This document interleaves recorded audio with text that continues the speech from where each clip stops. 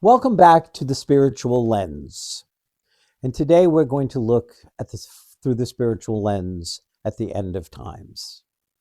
And when I say the end of times, I do not mean the end of times, da da da da, floating from the sky, end of times. I'm talking about the cycle of the end of times, which is the precursor to the beginning of new times. And we are at an end of times. There are many times that we are ending and things that we have believed in, thought, said, ways that we've acted, the ways we have chosen to see and not see things. And those times are ending in this country, especially, but really across the globe.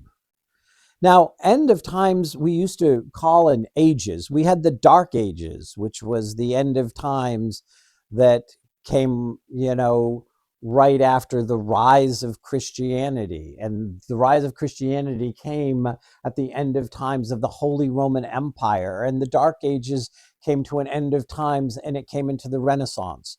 And we talked about hundreds of years. But now we talk about decades sometimes, that it seems as if pieces of the end of times are building up until they reach an avalanche. And I suspect that's how it happened. Nothing was like a single moment or day in which the times began or ended, but the end of times was the falling away of an old way of being replaced by a new way of being. End of times can be rough. It's like time itself is going through a dark night of the soul. And so now is the time that, yes, things are ending. And our job is to stay focused on that which we would like to see replace it.